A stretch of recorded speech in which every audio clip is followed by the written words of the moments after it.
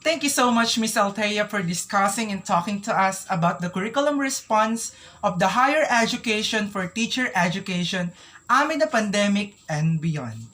Before we start our lesson, here are our learning outcomes. At the end of the lesson, students should be able to do the following. First is identify the implication of the occurrence of COVID-19 pandemic to the teacher education curriculum. Second is propose adjustment to the curriculum during a pandemic.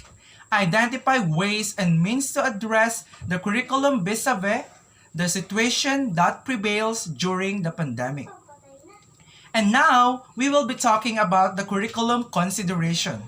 So what do we have under curriculum consideration? Under curriculum consideration, we have the context of teaching and learning. But before that, do anybody remember when was the time World Health Organization declared a pandemic? Okay, so despite this pandemic, education as a human right has to continue. Curriculum delivery appropriate to context should be given a more serious thought by educators and teachers. Based on the initial scientific studies, COVID-19 is a rare disease which is caused by a new virus. By the nature of this virus, the WHO issued the fundamental guidelines for everybody to follow to avoid in contamination and transmission. The general health protocol to followed are stay at home, distance, wash hands, and wear face mask. Our first is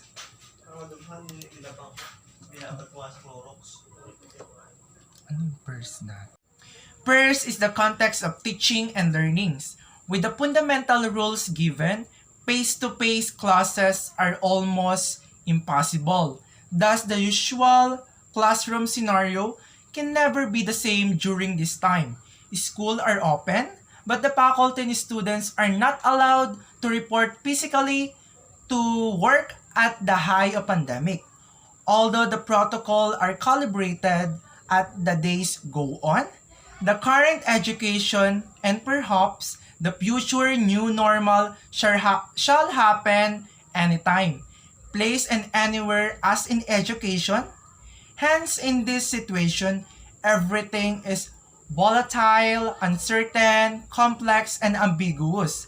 For teacher education to continue, this context should be given great consideration, or the curriculum rather, consideration for the context of teaching and learning. Next one is about the curriculum consideration for the learners and the teacher. Like all learners, colleges, students are diverse in reference to their readiness to learn under the pandemic. Teacher education institutions are spread all over the country, and these are more than 1,200 of this institution.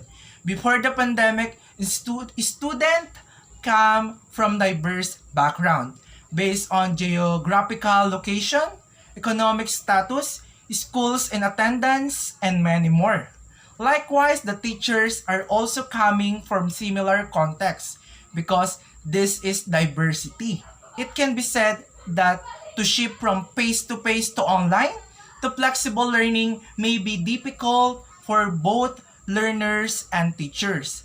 Thus, the choice of delivery must be appropriate to the condition. And what about the term of appropriate teaching delivery during the time of pandemic and beyond? What kind of teaching delivery may be appropriate for teachers and learners context? Those are difficult questions to answer because there are several factors to consider aside from the learners and teacher. For you to understand, here are some examples. First example is through the use of printed self-learning module or learning packet, which are distributed through means that will follow social distancing, can be picked up from strategic distribution center. Another example is places with no risk of COVID-19. A group of not more than 10 students may meet face-to-face, but health protocols should be followed. First is social distancing, use of face masks, wash hand often, and many more. So now, how about when students and teacher have limited internet connectivity? For this, you can apply asynchronous learning, a, te- a teaching delivery where students are doing their work independently based on what have been instructed online by the teacher. Or they can access online learning at different times.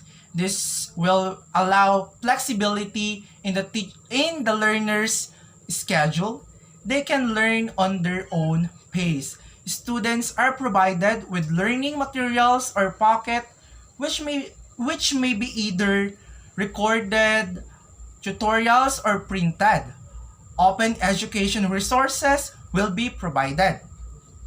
So how about when teacher and student have excellent connectivity?